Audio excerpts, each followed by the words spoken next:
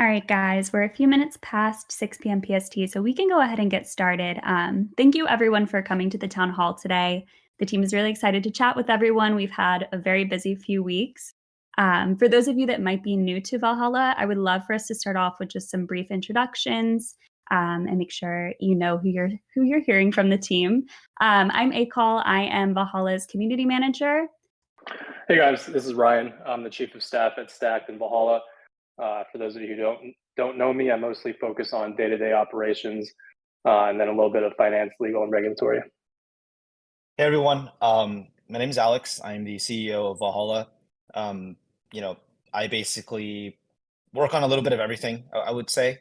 Obviously, I'm backed by an amazing team, so a lot of the credit is always due to them. Thank you so much for attending our town hall. It's always appreciated. I know your time is valuable, and happy holidays. Awesome. Thanks, Alex and Ryan. So let's just get things started. I know there might be people in the audience that aren't familiar with Valhalla. So if we could just give, a brief reintroduction of what we're working on. Alex, I'll let you take that. Yeah, of course. If you guys saw the deck that I created or the YouTube video that I filmed before Mint, there's a really great primer on Valhalla and the history kind of building up to it. The kind of the one liner with the elevator pitch we have for Valhalla is a crypto native brand for gamers. If you kind of think about this from a macro perspective, um, as people, we are starting to spend more and more time online. Our online personas and our identity are becoming increasingly more important, just like our offline identities are. In the same way, in the in the real world, in the offline world, where we buy numerous brands to kind of represent ourselves in a variety of ways, online we're starting to see people do that too, right? With the advent of CryptoPunks, it was very kind of tech forward PFP. Then you kind of started to see fragmentation into a bunch of different verticals and people repping different PFPs. Obviously with Azuki, with the anime community, you had Bored Apes, you had Mutants. Basically, everyone was kind of now starting to kind of find their own new identity and community online. We started Valhalla because we noticed that, obviously for me, I've been a lifelong gamer. There basically was a very big, I think, need and a place to be filled for people who want to represent themselves as gamers online, and hence Valhalla was born. So, for us, we think this is obviously really interesting project, obviously, because gaming, as you guys know, is a very digitally native, interest, and it perfectly aligns with crypto. We've been buying and selling skins and weapons kind of our whole lives, so it kind of was a very natural fit. So thus, Valhalla was born. Awesome. And then for those who might not be familiar, could you also introduce Stacked Studios and the relationship to Valhalla? Yeah, Ryan, do you want to take this one? Yeah, sure. So Stacked is the parent company. Stacked actually came before Valhalla and is what we raised our Series A round of funding from Pantera for. So Stacked, high level is a consumer startup studio. The only product it's really working on right now is this live streaming platform that you all may have heard about. We're looking to build a Web3 live streaming platform with the mission of basically helping creators keep more of what they earn. Twitch famously or infamously keeps 50% of every dollar streamers earn on Twitch. And the second part of that mission is to go above and beyond that and to help them find new ways to monetize and engage with their audiences through tokenized assets that everyone here is probably very familiar with. For all the things that Twitch has done right, we believe that they've done very little to innovate on the monetization side that taps into new ways and channels and avenues that streamers can monetize their audiences, and that's what we really want to tap into by tokenizing a lot of these things. So Stack is working on the live streaming platform. As Alex mentioned, we have all of you are here for Valhalla, which is at least how we view it, a standalone Web3 gaming brand. An analogy we like to use is Yuga Labs. They came out with BAYC first. They're working on Other Side, which is, and in their words, an open metaverse game. If Other Side ceased to exist tomorrow, BAYC would still stand on its own as a luxury NFT. And we'd encourage everyone to think about Stack live streaming and Valhalla the same way, which is that everyone here is part of the Valhalla ecosystem and also part of the broader Stack ecosystem. When the live streaming platform does come out, make no mistake, we will find ways to bring value back to Valhalla holders and find ways to incorporate the NFT into the platform. But the two are not one and the same. Like Valhalla is not equal live streaming. Valhalla equals Web3 gaming brand. So that's how I would encourage you all to think about Stacked versus Valhalla. Awesome. Thank you for the clarification for everyone. We have had a really busy last month, let alone last year. Alex, I think everyone would love to just hear kind of a year-end overview from you, where we've come from, where we are today, where we're going. Whenever you're ready, take it away. Yeah, of course. Yeah, so it's been a kind of a tremendous year. It was definitely one of the most taxing years of my career for sure. And for the team, I think we've accomplished so much. Typically, for my startups at the end of the year, I'll write like an end of the year letter to the community, which is coming, and my team. So I just had a few thoughts on my mind that I wanted to kind of talk to you guys about. Kind of let's talk about where we've come from. So, people don't always know this, but we've been working on Valhalla, I think, for 8 or 9 months, building our community member by member. It might seem to people like we came out of nowhere all at once, but categorically that just wasn't true. I think that all startups, you hit an inflection point where it seems like everyone knows you instantly because you took so long to build a quality product in the first place. But you know, we've been working on Valhalla for almost 8 9 months pre-mint, and we announced our project basically during the bear market. Some of these obstacles, obviously we launched during the bear market. We had to kind of live through two, black swan events, obviously with the collapse of Luna and then obviously the collapse of FTX. As you guys know, we faced an enormous amount of FUD, I think, for a variety of unfounded, but whatever you may think of it, reasons. And despite all this, where we minted, when we minted, thanks to the community that we've built, really credit goes to you guys and to the team. We were still able to mint out, and that's kind of just step one of the journey, I think, right? That doesn't really mean we're over the apex curve. It's just really phase one. I think the most things I'm proud of are, what's kind of really manifested in the last 2 3 weeks, which is that Valhalla is starting to have a really strong community and its own brand identity, to the point where we're having a lot of sub communities that are beginning to form and to advocate, which I think is an incredibly interesting thing. And again, thanks to these communities, obviously I'm never supposed to talk about floor price or anything like that, but we do sit at healthy levels. And again, thanks to the community, this really allows us to really sit back and think and build for the long term. I think, obviously, as you guys can imagine, this is my first time running an NFT project, where, or even any business where I think, holders, community members, customers, whatever you may want to classify it as, have such a strong reaction to the day-to-day actions of the team, so that you guys are really, the community is really allowing us to kind of learn, right, and to really think about how to build the brand that we're going after in the correct way, not doing knee-jerk reactions, silly little features here and there just to kind of have something to talk about. So I think we're really, really thankful for the community that we built today, and we can see the direction it's going, and we're really, really excited, and we think it's going to get stronger. And so this kind of moves me into my next topic, which is my top of mind. In my previous startups, when we used to have board meetings, the board members used to always like to understand exactly what's going through the top of my head, because it helps you give you guys a frame of reference on where the project might be going, so on and so forth. So the first thing is, currently, the thing I'm most excited about is that we're in a really good operating cycle. And to kind of put it in a simpler term, and you guys see this a lot in sports, the teams that win generally just keep on winning. So, and why is this the case? So, for the core team, I think over this past year, when you start a business and you have a business plan, things generally just don't go to plan, right? For a variety of reasons, competitors, macro environment, whatever it may be. But for the core team, I think for this year, we've really accomplished everything we set out to do. Um, at its core, I think we built a product that people really, really want. And every time we push something out, our community really cares about the work that we do.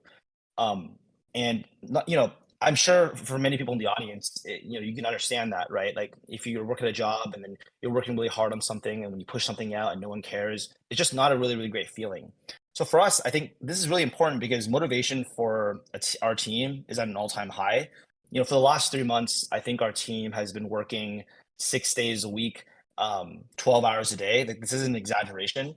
Um, and don't get me wrong, it wasn't because I was forcing everyone to be there. It was because we just didn't want to let people down, right? When you've built something that people really, really care about, you want to kind of put in the hours to get it out because people are really counting on you. And that's really, really hard to find. And you have to understand in a startup, you obviously don't have as much money as those, your competitors. So all you really have is motivation, morale, and your teammates. So the fact that we've been able to capture this in a good business cycle is incredibly important. And certainly I've run businesses that did not have this cycle. So on the flip side, as you can imagine, it's really obvious when a company is in a bad cycle, right?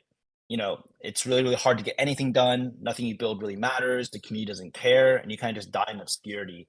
We're really fortunate that we're not in this position, and we've been able to kind of escape this kind of cycle. So that's kind of one thing that I'm incredibly excited about.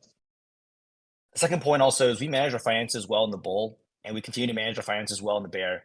I think a lot of people, you know, would like to make fun of us going, "Hey, you guys raise this capital from venture capitalists."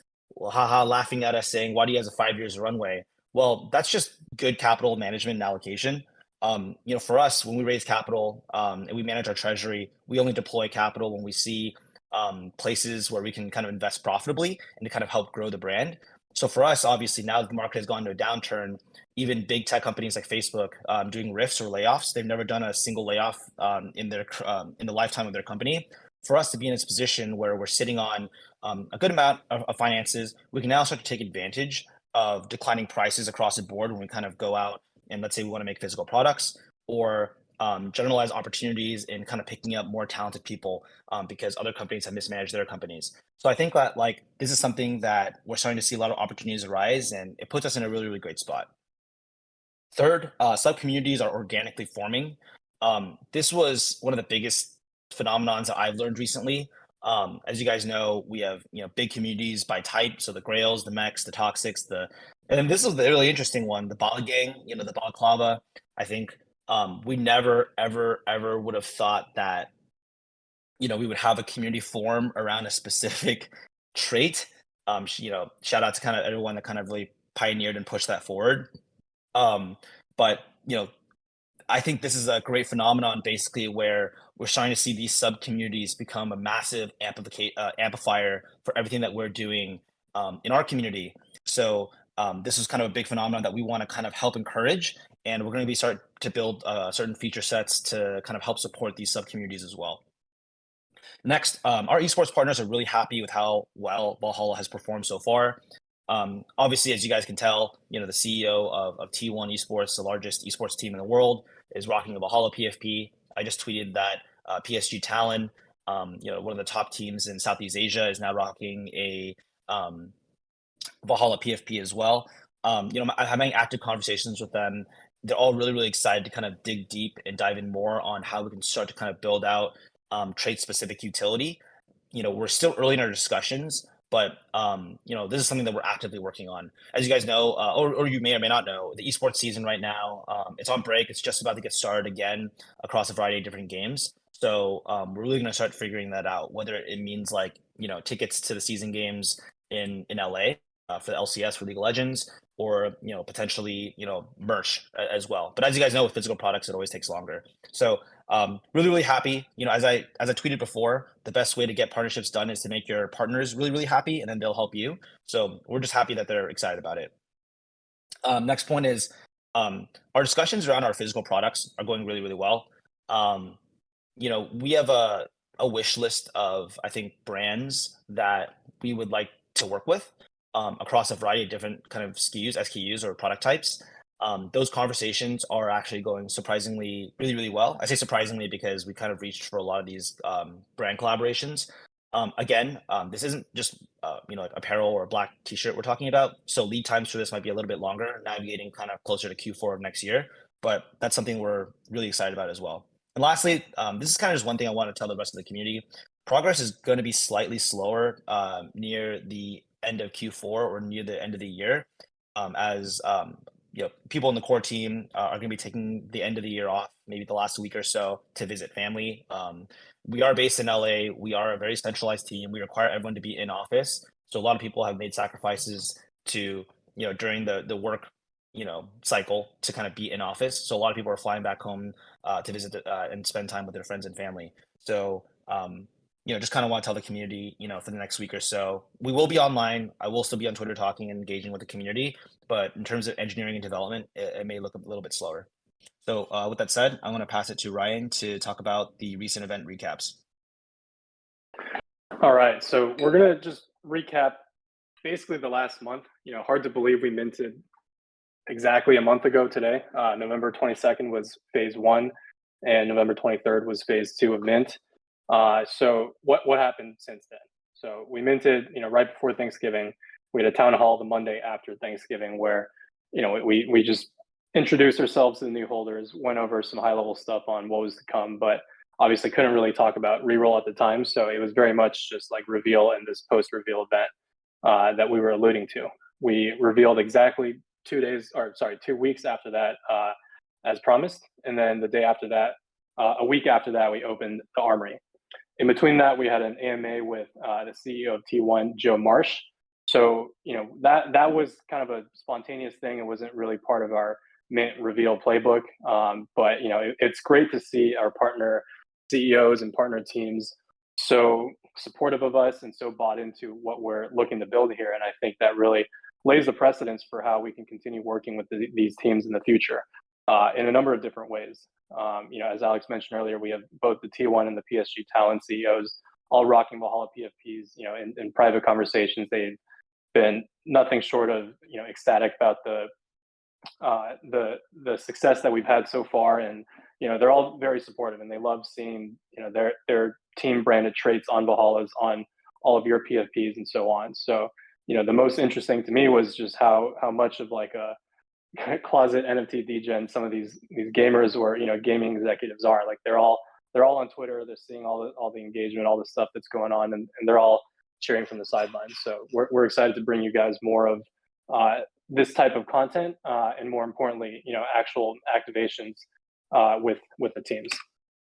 So let's talk about the Armory a little bit.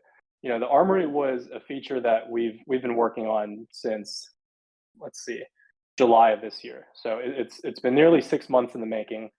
I'd say when we first launched it, it was, we were all kind of holding our breaths. We didn't know how it was going to go, both from a technical product side and also from how is this going to be received by the community. But I think it's fair to say that so far it's been going well. It's exceeded my expectations at least, and even for me as someone who worked directly on this feature and on this product, I find myself still, logging into the website, connecting my wallet every time we do an airdrop, and trying to re-roll something immediately. So it's been a really fun experience. I'm going to come out with a thread, highlighting some pretty interesting stats tomorrow. Now that we're exactly 1 week in, to show things like, what was the most commonly re-rolled trait that people actually selected into, what's the average number of re-rolls per type. I have a feeling that Mex will be one of the most highly re-rolled types in the collection, but I guess the numbers will show that.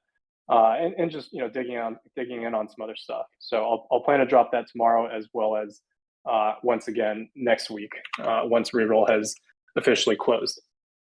I'll just get to this question because I've seen it all over Twitter, all over Discord, which is what happens to Armory tokens after this first reroll event ends. So those tokens are ERC 1155 tokens. It's a pretty standard contract. There's nothing we can do or say to take them away from you. Those tokens are yours forever. If you hold a Valhalla at 11 a.m. Pacific tomorrow, you will also get the fifth and final airdrop of these Armory tokens. The supply will forever be capped at 45,000. That's just the current 9,000 Valhallas in supply right now, times 5. We've done 5 airdrops. And these tokens will be used for future reroll periods, which we have said officially can include re-rolling other categories and potentially new traits. We're not committing to any of this or even saying that that's going to happen, but what I can tell you for sure is we spent a couple of long nights the weekend before launching the Armory to basically rework the contract and allow for adding other traits in the future and opening up other rerollable categories. So all of that is on the table, but just want to say we haven't officially announced any of those things. Next topic is Blur. So this was kind of a contentious topic last week, kind of still is a contentious topic, especially with other collections. But I just want to touch on this very briefly since it's kind of the talk of Twitter right now. So Blur and OpenSea are going back and forth. OpenSea came out with this marketplace registry saying if you subscribe to our registry and block everyone on this list, only then will we enforce your royalties. So we said, okay, let's we don't really have a choice here. It's kind of OpenSea royalties or no royalties. So we subscribed to that registry. That's why Blur was initially blocked. OpenSea then changed up their policy and said, all right, we'll do like a month-long grace period as they decentralize the registry and pass ownership to a collective of other stakeholders in the space. So basically for the month of December, it was okay to have Blur, according to OpenSea. So, we followed suit. That's when Blur was unblocked. That's when people started noticing a lot of bid volume. They're doing their next airdrop by incentivizing bids and so on. A lot of people pointed out that this was causing a lot of wash trading, even at a loss, because Blur always has been enforcing our 5% royalties. So that was a little, I was scratching my head a little bit to that, but I guess people are assuming that the airdrop might make up for that 5% loss, even if you're wash trading with royalties. But anyways, we heard all of you guys. We acted quickly. We're all spread out in different time zones, countries, what have you right now, but ultimately made the decision to block Blur ahead of the January 2nd deadline that OpenSea had imposed. So that's kind of the state of the market right now, at least for us. I know it's a little more of a gray area for other projects, especially those that minted before November 8th. But we were just caught in a weird situation where Blur has and will continue to stand by the fact that they will enforce our royalties. But it's the fact that they don't want to enforce royalties for existing collections that puts us in a tricky situation where technically they're not compliant with OpenSea, even though they, as far as we're concerned, they are enforcing our royalties. So it's really more their treatment of other collections, other existing collections royalties that's putting them in hot water with OpenSea than it has anything to do with us and Blur. So honestly, just an unprecedented kind of sticky situation, but hopefully that that'll be in the rear view mirror pretty soon, and we can put that all behind us. Next is the Valhalla in-house Fortnite event that just took place this past weekend. I tuned in. I thought the community casters did a phenomenal job. I thought it was a really fun event for everybody. Hopefully the winners can go re-roll something nice with the armory tokens. But we want to keep playing around with stuff like this. Feel free to suggest other games or formats that you'd like to see. We'll keep doing the larger cross community tournaments like we did pre-mint with the Fall Guys tournament. But I think these kinds of closed in-house competitions are a lot of fun, and I'd love to keep seeing it. I think it was about 75 people that ended up playing in this one. So I know personally I'd love to see a private Warzone lobby going, sometime in the next month or so. And the last thing is Ding had his baby last week. So, everyone congratulate him and tag him in chat. I'm sure it'll blow his phone up. He probably has better things to do right now, but that's a very significant event in the company. First stacked / Valhalla baby. So everyone congratulate him. And with that, I'll pass it back to Alex on the look ahead. Yeah, thanks for that, Ryan. So, hey guys, so for the next 10 minutes, we're gonna jam through a few things looking forward of what we can expect probably in Q1 or in the first month of the new year. So I'm just gonna dive right into it. First category we're gonna start off with is product and engineering initiatives. First and foremost, one, we want to improve the profile page and we think we can kind of get this out to you guys pretty quickly. One, obviously, is the ability to set one of your avatars as your PFP. Two, the ability to set usernames for your profile page. And three, the ability to attach Twitter. Obviously, if you guys have, a Valhalla collection, it'd be nice if you guys could just send them like a join Valhalla link with kind of your profile. So that's kind of just one thing that's kind of almost like basic, I think, that all projects should really have. So we just want to do that type of groundskeeping and kind of get that over with really quickly. Second thing is around the marketplace. I want to kind of give you guys a little bit more perspective on how we're thinking about building out the marketplace. So, I think in Q3 or Q4 of last year, we showed you guys a demo of the marketplace. We've kind of changed it a little bit in terms of its use case, but you still have all the existing functionality that you would find on something like OpenSea. We basically took a big step back as a team and we were like, okay, we're going to have a marketplace. What does it serve as a function, I think, for our holders besides just another place to buy and sell? As you guys know, whether you trade on Blur or OpenSea or X2Y2, wherever you may be, those platforms are already pretty damn good in terms of um, trading, right? Blur has all these numbers that you can kind of look, you can see how thick the floor is, you can kind of see the spread on things. So it wouldn't really make sense for us to kind of make another alternative to an existing product out there. So for us, the way that we kind of want to position our internal marketplace for our kind of for Valhalla is that we want to kind of function it a little bit more like if you guys are familiar with Web2 kind of products, we want to function it a little bit more like content commerce. And what that really means is if you guys are familiar with Hypebeast or High as Nobiety, really what we're trying to accomplish with our marketplace is that it's a place where basically instead of just trying to jam you full of numbers on every single NFT PFP, it's more about telling a story, I think, about each and every NFT. So like, what does that mean? After talking with the community, right? Like one of the core things that people really want to know when they kind of go onto a Valhalla PFP is, one, like who's the owner? How long have they held this kind of avatar for? And have they ever repped it? What's the story behind this avatar?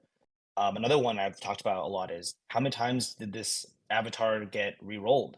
Is it possible for us to kind of click on this avatar and see a historical of all the different variations that this avatar has rolled through? I think the blockchain is incredibly rich with data, and no one has really used it to enrich the story of the actual NFT. And so for us, I think that is really where we want to focus on, right? It's really about telling a story about every single avatar. And that's the perspective of where we want to kind of go with our marketplace, not just a place where you see bids and asks and buy and sell, but really a place to kind of uplift the brand and tell a story about each avatar.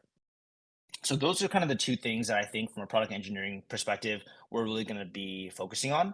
From the marketing community side, let's talk about that really quick. I've been kind of discussing this with Acol quite a bit, but one of the things that bothers me incredibly about the NFT space is the level of community support experience that the average project administers. To kind of take a big step back, from my perspective and from the team's perspective, NFTs are a luxury asset that are worth, potentially, thousands of dollars. Yet, the community success in the space or the, what traditionally Web2 you call customer success is practically non-existent.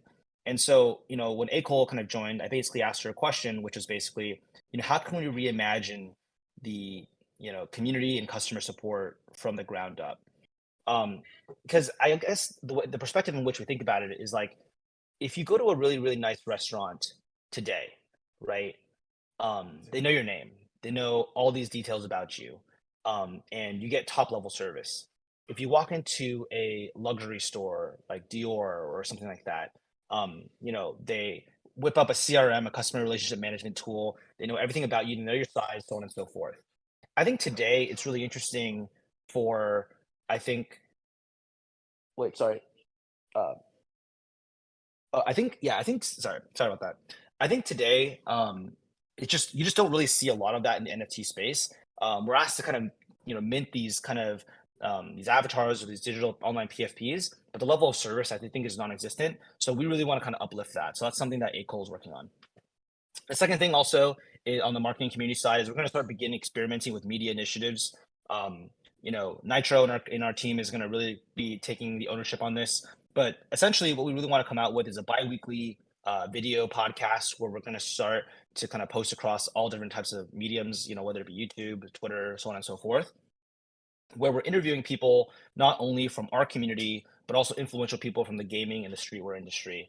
As you guys know, the best way to kind of build a really, really valuable brand is really owning share of voice and really kind of, having people kind of talk about it, right? Really kind of getting more awareness out there. The really interesting thing about our community, as you guys know, is that we have access to incredible, incredible and influential people.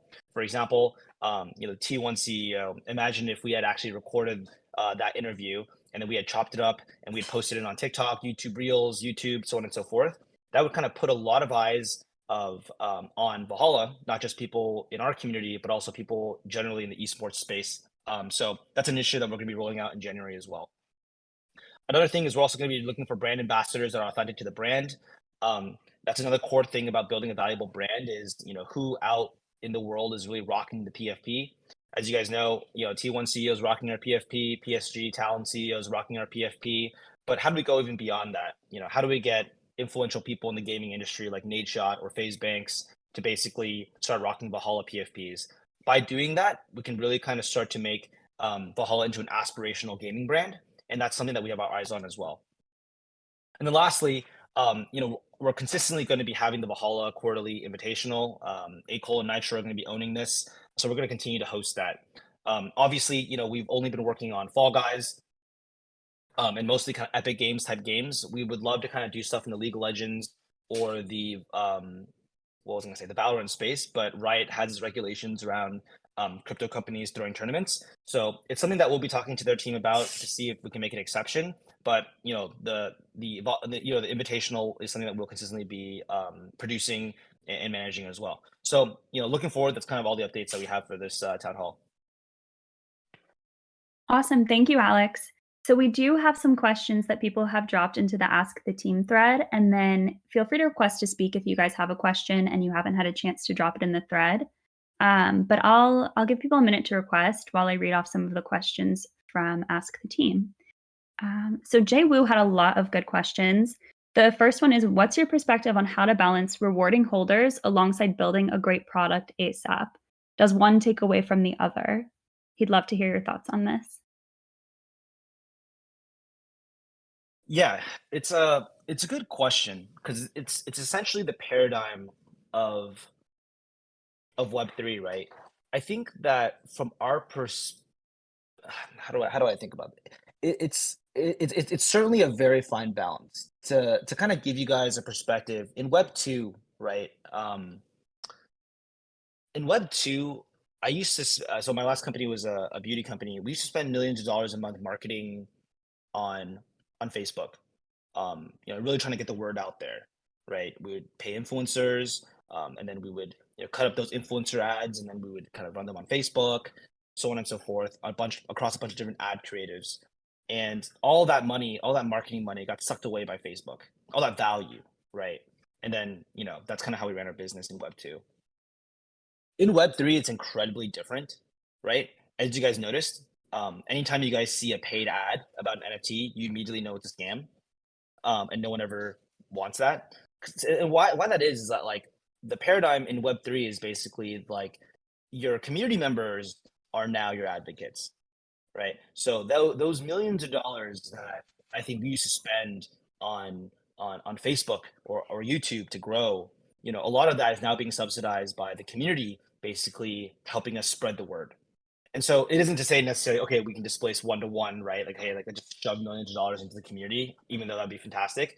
But it does signify that like any sort of ways in which we can help our community members be successful in helping us spread the word, we should do so. That's one. And two, and we should figure out how we can get value and rewards to accrue to the people who are spreading the word the most, if that makes sense, right? Because at the end of the day, like our marketing channel, and our advocates are basically from the community. It's not from just blasting it on Facebook.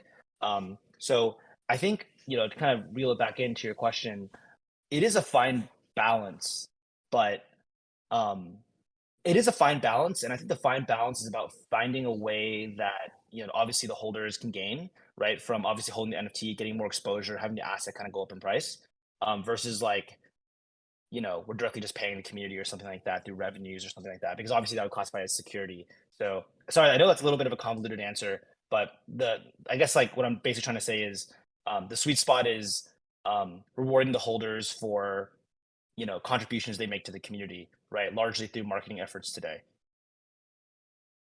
Perfect. Jay, we had another question, which was, will streetwear be the primary focus for merch, and will it be exclusive to holders only? Any plans to deliver other types of merch as well? For example, keyboards, mouses, etc., tech and gaming related. Yeah.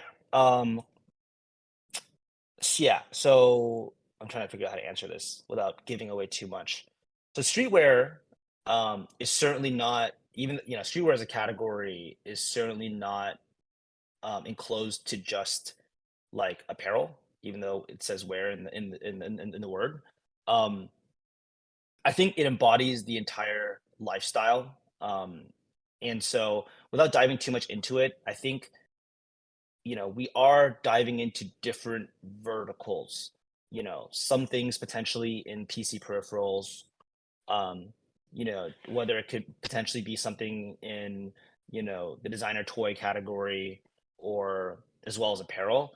I think for us, the most important thing to note is that we want to work with the best partners possible that authentically align with our brand.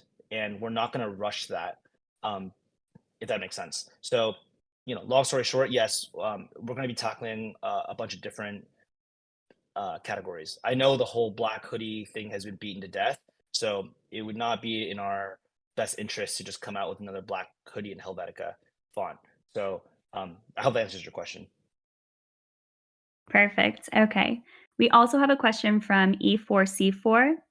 They've asked, will the esports partners be announcing the partnerships on their end or just cheering from the sidelines for now? Yeah, it's a good question. I know some people have wondered how come some teams will retweet us and then some teams won't retweet us.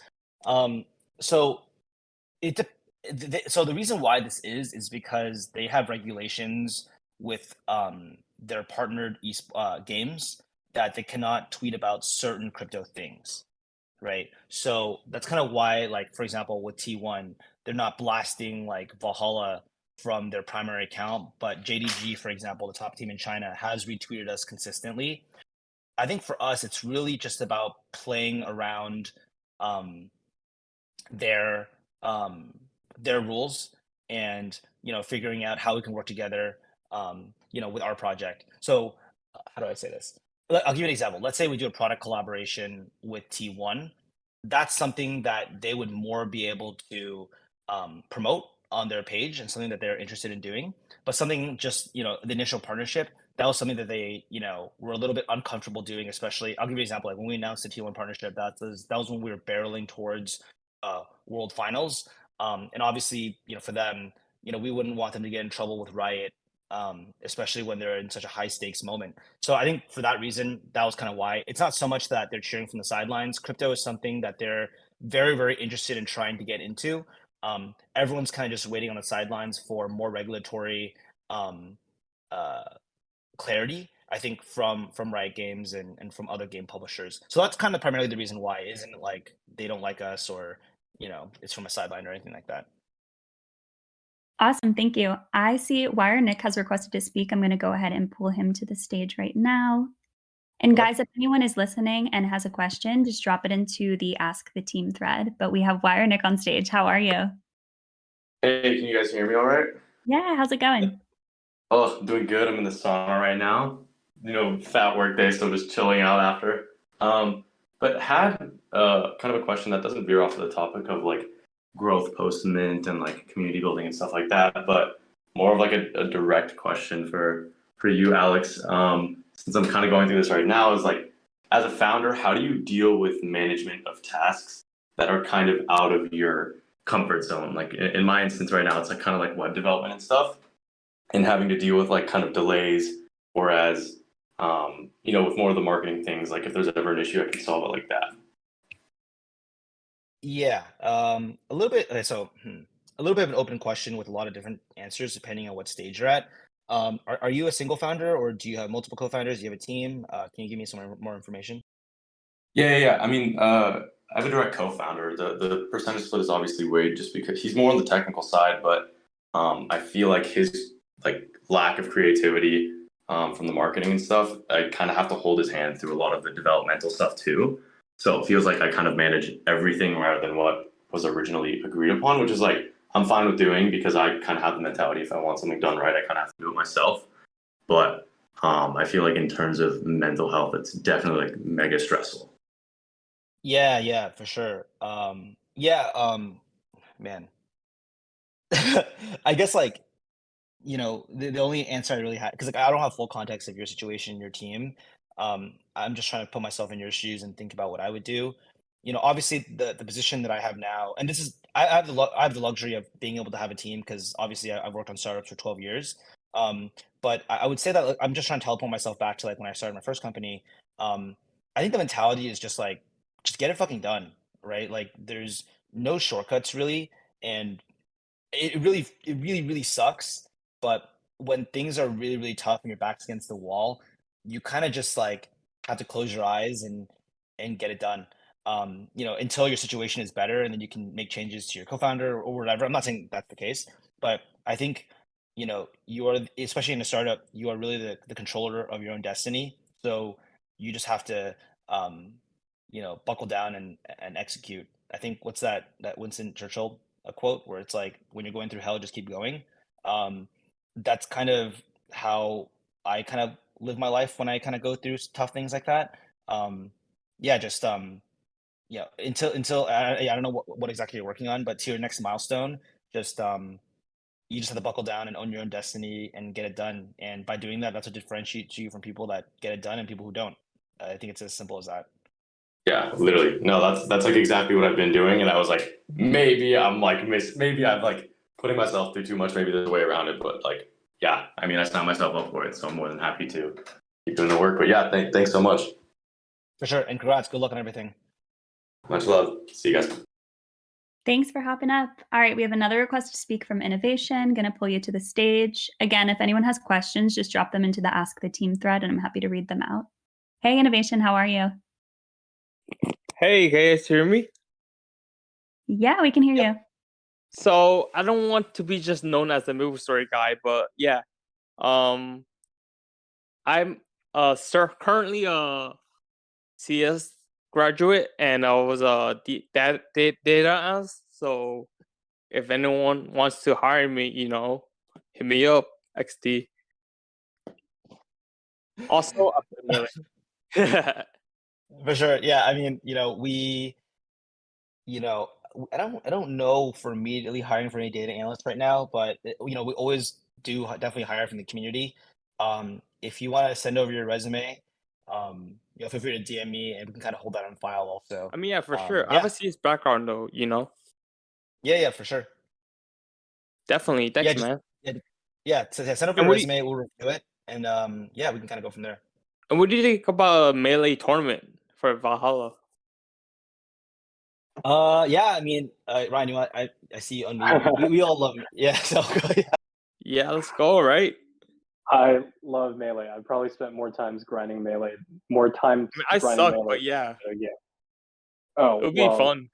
yeah. I mean, the hard part is, you have to basically be in person landing to do it. You can We just tried slip me, Smash. right? Yeah, you can, but latency becomes an issue. Like we tried doing open lobbies for Smash Ultimate. Even West Coast to East Coast lag just became like unplayable. So it's Yeah, something we'll have to figure Nintendo, out. Maybe bro, we can do a West Coast only kind of thing. But for very sure. very much love Melee. Yeah, man, that sounds good. All right, thanks for having me, guys. Yeah, thanks for hopping up. From a community perspective, we are always open to game suggestions. We really want to make your experience in the server fun. So if anyone ever has a game that they want to play, hit me up in a support ticket. I'd love to talk it out with you. Yeah, thanks for hopping up. I'll move you to the audience. Thank you for having me. Of course. All right, we've got a request from Snare. Going to pull Snare up right now. And then I see some people typing in the Ask the Team thread. So, Snare, after your question, I might pivot to some of those. But how's it going? All good, all good. How you guys doing? It's just a very quick question, like based on games. Will you guys consider like EU? Because like for me, I'm UK, so like obviously I played these tournaments. I played it last week, but like ping is 160, 170, so it's kind of shit in that sense for me. But do you guys have anything in mind for like anyone in terms of EU? Like if it's NA East, even then it's like 100 ping, but like NA West is Yeah, it's pretty down bad for EU people.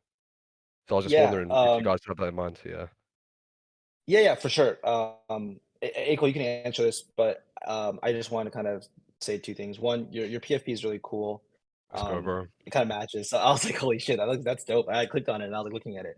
Thank you, bro. Yeah, So yeah, uh, yeah, Aiko, you can answer. That's actually all I wanted to say. So Aiko, this is kind of your kind of category. I don't want to step on your toes here, so please go ahead.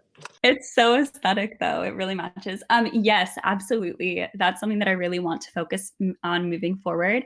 Would love to host things in other servers for different regions, and also just host games that aren't necessarily region specific because I know the ping does affect people. I will say shout out to Joe Carm though because he got third in the Fortnite in-house from Australia, and his ping was like insane. Don't know how he did it. what a beast. Yes, Yeah. for sure. But yeah, that's all it is. Thank you very much. I appreciate it, and thank you for the kind words. Peace. Of course. Thanks for hopping up. Peace. All right, we do have a few more questions in the Ask the Team thread, so I'm going to pivot to that for a minute. Cosmic Cowboy would like to know, is there anything set in stone for Q1 for Valhalla? Something that they can look forward to other than the marketplace? Yeah, of course. I think there's certainly going to be a ton of product and feature improvements, I would say, that roll out in Q1. Um, I'm trying to think about like I'm trying to put myself in a holder perspective and trying to understand significant, insignificant. I I think that we want to spend Q1 really tightening up the brand. And what I mean by that is basically if you kind of go to joinvalhalla.com, like the collector profile, for example, right now it's just an ID. You can't set um, you can't set a username, you can't set Twitter, that type of stuff. We really kind of want to knock all that stuff out really quickly in Q1 because it sets us up for a stronger foundation to do cooler and cooler things in the future. So, obviously, as you guys know, like 3 months is not that much time. We can innovate a lot on the digital side and build a lot of things there. But I think a lot of the cool, big, major drops, let's say some of the physical stuff, those things inherently just have really, really long lead times in manufacturing, especially if it's international. So it's almost impossible for us to deliver anything of quality, I think, in the short term. That's kind of why I navigated to Q3 and Q4. But a lot of like small incremental things along the way that kind of continue to build the brand, as I mentioned to you before, like starting our media initiatives, a new video series that you guys can kind of tune into on a bi-weekly basis. Um, I think a lot of things like that can actually drive a lot of value towards building the brand equity of Valhalla without kind of promising, let's say, something direct like an airdrop, if that makes sense. Because at the end of the day, we just want to make sure we're delivering quality things to you guys. Quality things do take time, but we're also working on things to kind of fill in those gaps so it isn't just radio silence along the way. We have your urgency in mind, and we're going to work as quickly as possible and work as hard as possible to continue delivering. So I don't know if that answers your question or what you want to hear, but yeah, I think that's kind of the perspective of the team. Yeah, I'll also add on and just say that's not to say that it can't come sooner, but we don't want to talk out of our ass and start promising things or making product announcements prior to them at least being signed and very very deep in motion. Apple does not announce the next iPhone until it's basically ready to sell after X amount of months. So we're working on a lot of stuff, but we just ask that you be patient and understand that we're coming from a place of not wanting to make announcements before things are actually ready. Awesome. Thank you, guys. I have a question here from JDOS, really interesting. JDOS wants to know, does the team plan to implement education initiatives around NFT technology coinciding with the launch of the Stack streaming platform? He says for both the streamer and viewer side, they might not be familiar with our space and how the tech can empower them as creators and consumers. Yeah, I can give my thoughts first. So on the streaming side, every user account made on Stack live streaming will come with a wallet. It's going to be a non-custodial wallet. We don't want to basically start throwing private keys and secret phrases at the masses. That's not the way to onboard people. So it will come with a wallet similar to some other consumer dApps out there that have wallets tied to user accounts. And eventually we will open up the option for people to transfer them over to a custodial wallet. So education is top of mind there. I think if any product or project wants to have a shot at onboarding the masses, that is the way to go, which is first onboard them and then educate them slowly. In similar fashion to NBA Top Shots, Reddit NFTs, DraftKings, Rainmakers, all that stuff. There's a lot of big established Web2 brands that are making moves, and that is the general strategy that we want to take. As for the Valhalla side, we have plans around the remaining 1,000 supply in the collection to be auctioned off starting sometime next year. And those don't all have to be a traditional noun style auction that just goes to the highest bidder. We may reserve every fifth one, for example, to go to a streamer or someone that's like a fan or from the community from one of our partner teams, and just really hold their hand and onboard them painstakingly one at a time into the Valhalla community. So I think that remaining 1K supply for the auction is a great place to do that. Awesome. Thank you. I think we have addressed almost every question. I don't see any requests to speak. So with that, I think we can move into some closing thoughts from both of you. Ryan or Alex, if one of you would like to kick it off. Sorry, can you repeat that? I cut out a little bit. Oh, yeah, for sure. No problem. So we've covered almost every question in the Ask the Team thread. We don't have any requests to speak. So with that, I think we can move into some closing thoughts and then have everybody out by, oh gosh, I'm EST, by 7 p.m. PST. Yeah, of course. So many things to say. And yeah, again, I'm going to be writing something up for the community. But thank you guys so much. I think it's just been such a crazy ride, I think, this year.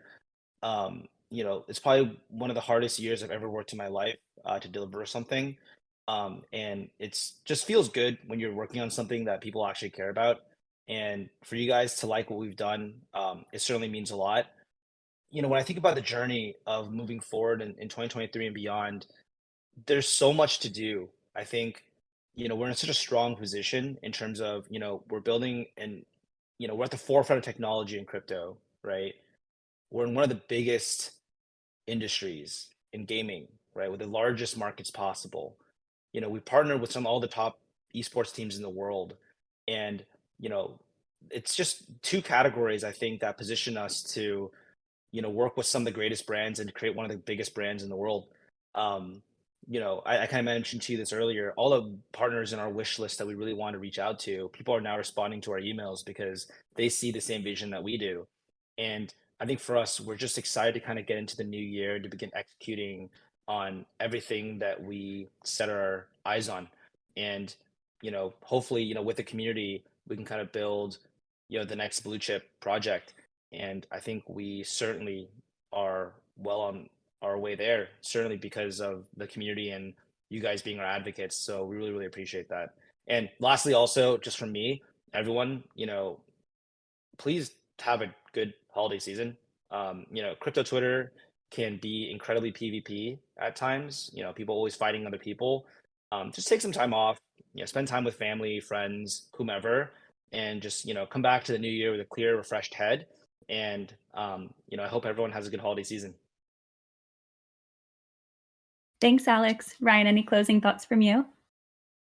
Not too much. I would just say that it's been an insane past month since Mint, and I think the community has gone over and above what we expected. We knew that with a 6-month build up to Mint that we would have a relatively stronger community than we should expect right out the gate. But even with that expectation, it's exceeded everything that we were expecting from the community. So keep doing what you guys are doing.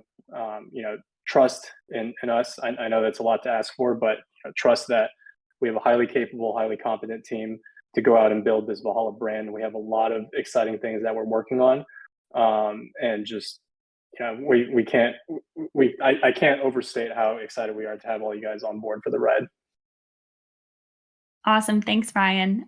From me, the only thing that I want to say is thank you all for being here to support us, to listen into the town hall. We are really excited to see you guys building alongside with us. And I'm always here as community manager to help you with anything you guys need. Feel free to reach out.